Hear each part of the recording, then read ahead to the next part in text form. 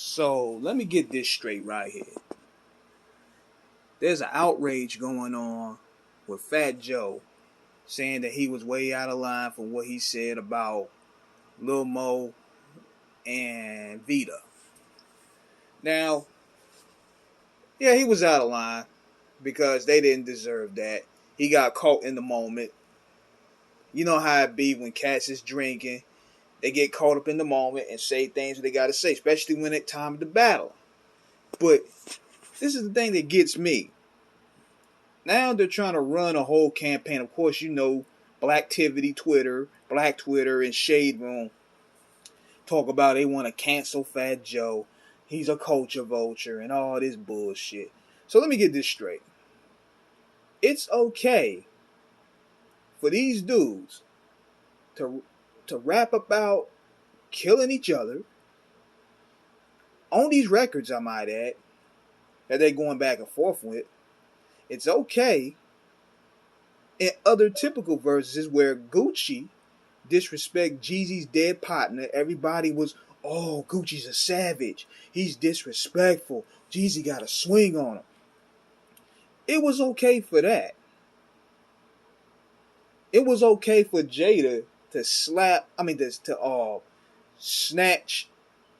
Joel's bandana off and, disrespect Dipset in a way, even though it was competitive. But yet everybody feel that this draws the line. This what tells me right there that cancel culture is a joke. Nah, Fat Joe shouldn't be canceled, but in the line of fire, people get hit. And we know anyway with Fat Joe, he's a bit sensitive when it comes to battling. Because I don't know if y'all remember this, but if you look at Wildin' Out when Fat Joe was a guest many years ago, he threatened to slap the fire out of anybody that disrespect him. Now, this is not defending Fat Joe or none, but calling out more so the hypocrisy behind people. Like, this whole selective outrage of things.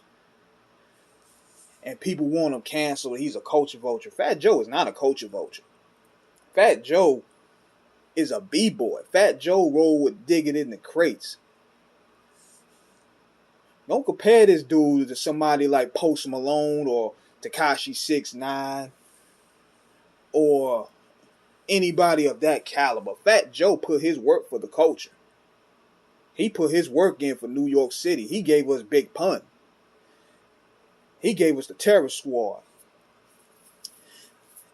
And I know people are like, well, he says the N-word a lot.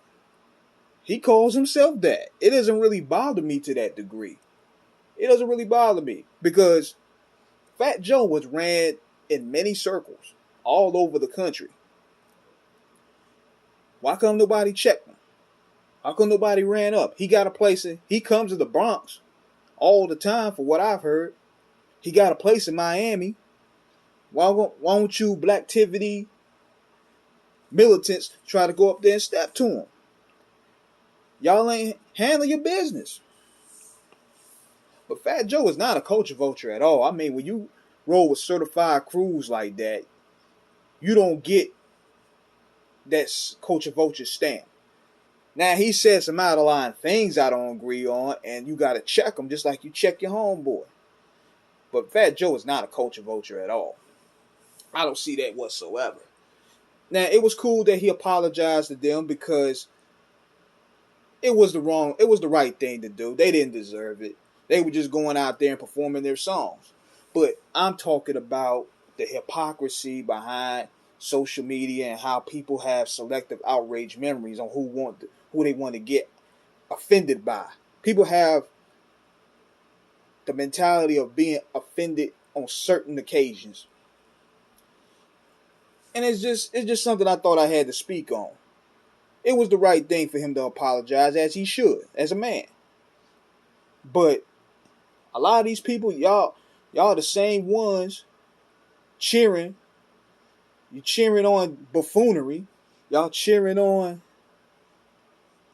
ratchet activity. Y'all cheer this on regularly on Shade Room.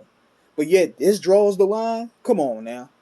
So let me know what you guys think. This is King Eric signing out. Holla.